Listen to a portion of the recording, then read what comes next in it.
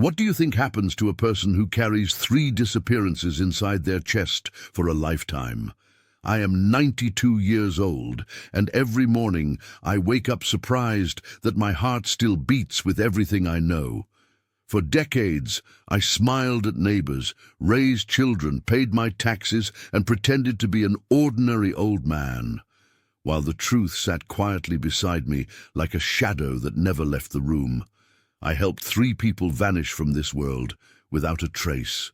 The police searched, families prayed, newspapers speculated, nobody ever found them. You may imagine villains, gunshots, or cinematic scenes. That is not how real secrets work. Real secrets whisper. They start small. They dress themselves as kindness, loyalty, protection. The first time I told myself I was doing the right thing, I told myself the world was dangerous, that silence could save lives, that rules were flexible when fear was loud enough. That is how people like me begin. Not with cruelty, but with justification. I lived through years when people stopped asking questions because questions could get you hurt. The 40s and 50s were thick with rumors, closed curtains, and unspoken agreements. I was young, useful, the sort of person others trusted to take care of things, to not ask why, to not talk afterward. And once people realize you can keep a secret, they keep bringing you more of them. You should understand something before you judge me.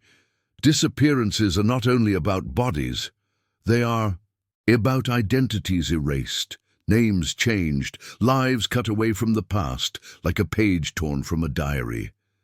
And every time it happened, something inside me tore loose as well. I learned how fear smells. I learned how guilt ages the face when no one is watching. I learned how a quiet man can hold storms behind his eyes for 70 years. I carried their faces with me. The first pleaded. The second didn't speak at all. The third has followed me into every dream. I have lived long enough that everyone thinks my memory is fading. It isn't. It is sharper than ever, and maybe that is my punishment. I am not confessing to clear my name. I am confessing because time has stripped away my excuses, and the truth refuses to die with me. You want to know who they were, why they vanished, how it truly began. You will. But every part of this story carries weight, and rushing it would be dishonest. The beginning matters because it explains how an ordinary man crosses a line he swore he never would. Before I go any further, I need to ask you something. Stories like this are not entertainment for me. They are the last pieces of truth I still have the strength to share. If you are here listening, it means you understand the weight of secrets, the danger of silence, and the importance of knowing what really happened when people simply vanished from the world. Tell me in the comments what goes through your mind right now. Do you think a person can ever be forgiven for helping someone disappear? Your thoughts matter because this story is not just about the past. It is about how we judge right and wrong when darkness and fear get involved. If this kind of hidden history, real confessions, and long-buried truth matters to you, leave a like so this story reaches more people who need to hear it. And subscribe, because what I am about to reveal in the next parts has never been written in any police report and was never meant to be public. It started in a year when the world pretended to be calm, while everyone's hands were still shaking from the war. Streets looked ordinary, but whispers traveled faster than news, and people learned to lower their voices, even at the dinner table. I was in my early 20s. The kind of man people trusted to lift heavy things, to keep my mouth shut, to show up when others looked away. That is why he came to me, not because I was dangerous, but because I was dependable. He said there was someone who needed to be protected from being found. He never used the word disappear. No one ever does at the beginning. The first face is still as clear as if it were lit by a match in a dark room. He wasn't a monster or a saint. He was just a man shaking between fear and relief, saying very little, looking at the door every few seconds like it could suddenly open. Back then, I believed fear could make anyone look guilty. Later, I understood that fear sometimes means the truth is larger than a person can carry alone. I told myself what many young men tell themselves when they cross a line: this is temporary, this is exceptional, this is for a good reason. The lie fit easily, like a coat that had already been tailored for me.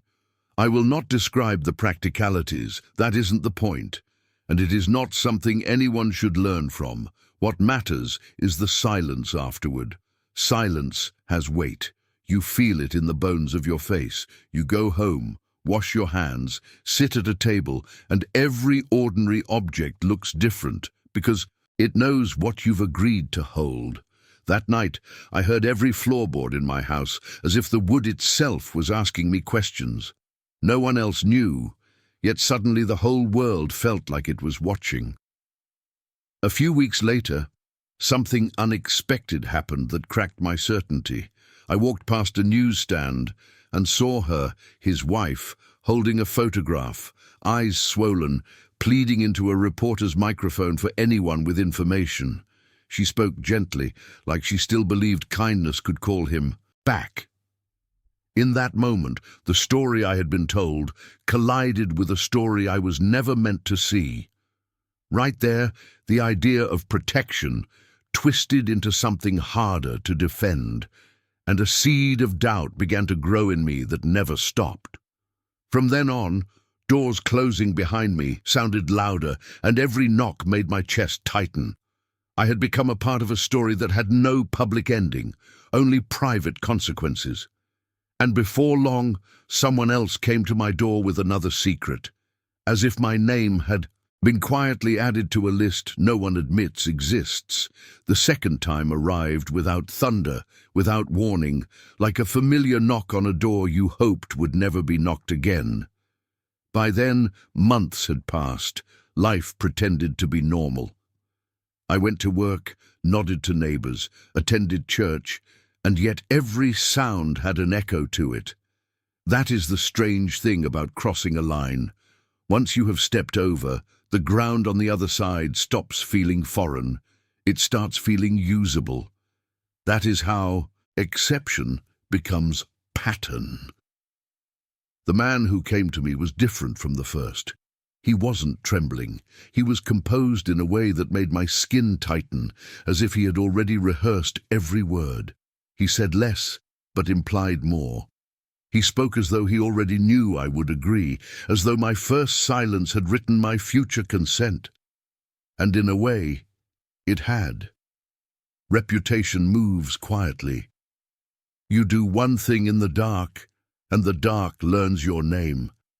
This second person, the one who would vanish, did not look fearful. He looked resigned, like someone who had stopped expecting life to offer explanations. There were rumors around him, government papers, wrong signatures, the kind of mistakes that in those years could consume an entire life. People disappeared in files long before they disappeared in reality. By the time I saw him, it felt as though the world had already erased him and simply needed my hands to make the erasure complete.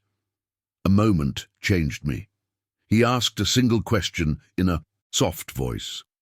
Will they remember me as I was, or as what they say I am? No one had asked anything of me before. They obeyed. He questioned. And his question cracked something inside me because I realized I was no longer just a bystander pulled into someone else's fear. I had become part of the narrative machine that decides who gets remembered and who gets mislabeled forever. Afterward, the silence felt different than the first time. Not heavier, colder. I began to notice patterns I had previously ignored. The same names appearing in whispers, the same men who never signed their full names, the same streets where curtains closed when certain cars passed. The second disappearance didn't just leave absence, it left architecture, a structure of secrets built out of quiet agreements and deliberate forgetting. And that was when I understood something terrifying. It wasn't luck the police never found them. It was design, social design, institutional blindness, communities trained not to see. That realization followed me everywhere. A radio announcement could twist my stomach. A harmless question could feel like an interrogation. And one night, I discovered that someone had been watching me longer than I knew. A detail left on my doorstep that proved these events were not isolated accidents, but threads in a larger fabric that I had already helped weave. The third time did not feel like a request. It felt like a verdict already written. By then, the air around me had changed. People who spoke to me lowered their voices, and people who avoided me did it with intention. I had become a man others approached only when something could not survive the light.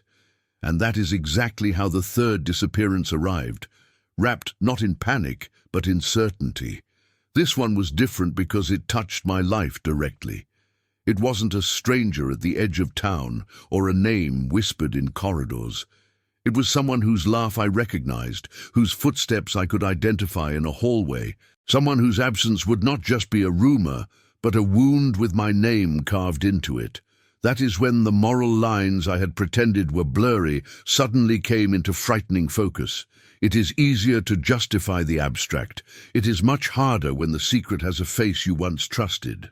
By then, I had learned what questions not to ask, not because anyone trained me, but because silence had become its own language.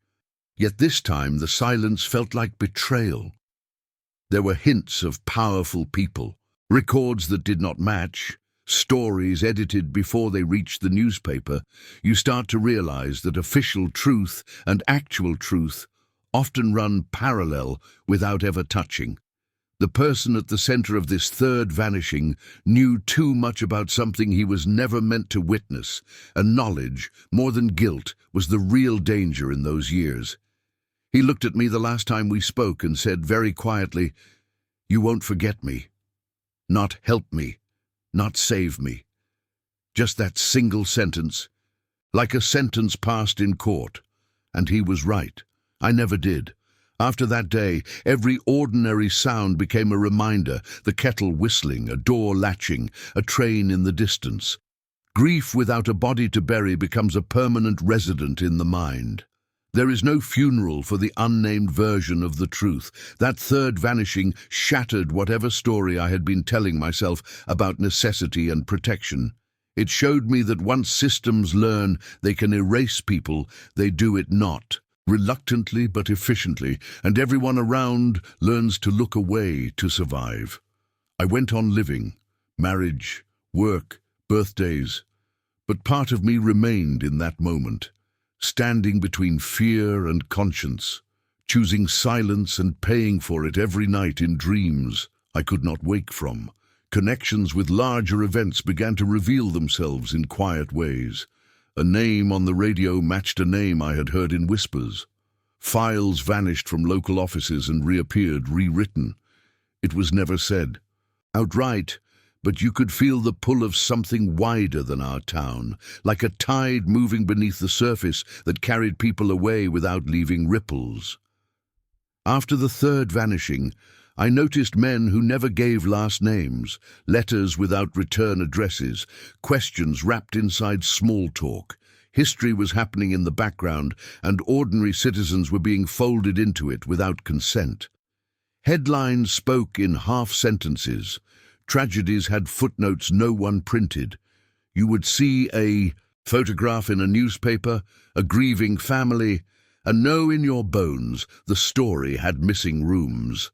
Sometimes the faces I had known appeared at the edges of national rumors, tied to inquiries that went cold too quickly, to commissions that ended with phrases like inconclusive findings. People said coincidence. My stomach said otherwise. The police never found them because the trail was never allowed to exist. Doors closed before questions arrived. Records were misfiled by unseen hands. Communities protected themselves by forgetting on purpose. I was not the mastermind of anything. I was a small cog that understood too late the size of the machine. And the machine had no interest in truth, only in tidiness. Living in that climate changes you. You begin to measure every word, study who is within earshot, choose which parts of a sentence are safe to say aloud. I attended parades, elections, public speeches, and behind every melody I heard the rustle of paper being shredded out, of sight. History books call those years by noble names. Those of us beneath the footnotes remember the silences. One evening, a documentary showed footage from an investigation people thought they understood. A single blurred figure in the corner of the screen froze my breath. Not because it proved anything, but because it reminded me how close the untold version of events lives to the official one. From that night on, I kept my curtains half drawn and a small bag quietly packed, not out of drama, but from the expectation that unfinished stories sometimes return for the people who survived them. There is a kind of punishment that never appears in court records. It does not wear handcuffs. It arrives slowly over years and lives under your ribs. I am talking about the cost of carrying secrets that can never be spoken aloud. People think aging brings forgetfulness. In my case, age brought clarity. The faces became sharper, the nights became longer, and the silence I once thought of as protection turned into a room with no doors. Insomnia does not begin with nightmares. It begins with small thoughts tapping at the back of the mind. A question you didn't ask, a sentence you never said. You lie there in the dark, listening to the house breathe, and every sound becomes a memory knocking for attention. I learned to recognize the hour when the past wakes up. Around 3 in the morning, the mind starts replaying everything you wish had gone differently, and there is nowhere to hide from yourself. The disappearances did not just erase 3 people, they altered the lives orbiting around them. I watched children grow up with questions instead of answers, partners age with a chair permanently empty at the table, entire families frozen in a moment that never received closure. You cannot attend gatherings without seeing it. The way laughter thins when a certain name is mentioned, the way eyes search the room for what will never return. I was part of that absence. Even if no one knew my role, I did. And that knowledge sits in every shared silence. Guilt changes how you move through the world. You choose the back seat in restaurants. You avoid cameras without knowing why. You learn to smile without revealing very much. I built a life, yes, work, celebrations, photographs on mantles, but beneath every milestone was the same quiet question. If the truth surfaced, who would I be in their eyes? The fear of being seen for what you actually did is a companion that never ages. There were moments when confession almost escaped my lips. A doctor's office, a long train ride, a night when the house felt too empty. But then I would think of the dominoes it would knock over, the families, the records, the histories rebuilt from the ground up, and I would swallow the words again. That is another form of sentence, knowing that speaking might free you, but harm others who built their lives around not knowing. As the years went on, I began to wonder not whether I was right or wrong. That question had already answered itself, but what my silence had turned me into, not a villain in a headline, something quieter, someone who looks ordinary on the outside and is anything but on the inside. And now, at 92, the question that keeps me awake is not what I did. It is what those disappearances did to everyone who stayed. People imagine that at 92, fear fades. It doesn't. What fades is the illusion that silence protects anyone forever. Bodies age, but secrets do not. They stay young, sharp, patient, and lately I have felt something I cannot ignore anymore. Time leaning over my shoulder, asking whether I will leave this world as a man who hid or as a man who finally said what everyone else refused to say out loud. That is why I am speaking now, not for forgiveness, not for drama, for accuracy, for history that has teeth instead of paint. There is something the reports never recorded, not because it was impossible to write, but because no institution wanted to admit it. None of the disappearances were random. They were not the work of lone shadows moving at night. They happened because ordinary systems allowed them to, because people in respectable rooms decided that some truths were inconvenient, that some individuals were easier to remove than to confront. The missing pages were not lost. They were removed on purpose, and everyone pretended not to notice the torn edges. What never made it into any file is how ordinary the architects of silence looked. No trench coats, no whispered codes like in films, just schools, offices, kitchens, church steps, places where decisions are made with calm voices and careful smiles. The hidden culprit was never only a person. It was a culture that prized order over honesty, reputation over reality, comfort over justice. I carried out my small part in it, and my life became a long argument with my own reflection. Why now? Because the people who might be embarrassed are gone, and the people still alive deserve a fuller story than the one they were given. Because families live differently when they are allowed to grieve instead of wait. Because I do not want my last breath to belong to a lie. I cannot undo what was done, but I can refuse to let the official version stand alone, polished and incomplete. Even if I cannot name every name, I can say this much. The truth was never absent. It was simply unwelcome. As I speak, I feel both lighter and more exposed, like a window opened in a long-closed house.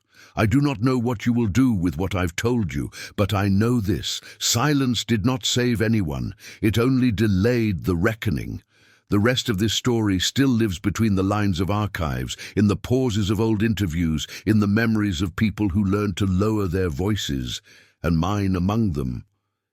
If you are still here with me now, listening to the last words of a 92-year-old who carried too much silence for too many decades, then you are the kind of person who doesn't turn away when things get uncomfortable. That matters more than you think. Stories like this live only because someone is willing to hear them all the way through. If what I shared made you think, reflect, or question the official versions you were given, I ask you to do 3 things. First, subscribe to this channel so you don't miss the other confessions and untold histories that are finally finding a voice. Second, leave a like, because that simple gesture tells the platform that stories like this should be shown instead of buried again. And third, if you truly reach the end, prove it in the comments by writing this exact sentence. I heard the whole confession. I want to know who stayed, who listened, and who understands the weight of what was finally spoken out loud. Thank you for being here until the end. Take a breath. Look at the next video appearing on your screen, and if you are ready for another truth that was never meant to be public, click it. The story continues there.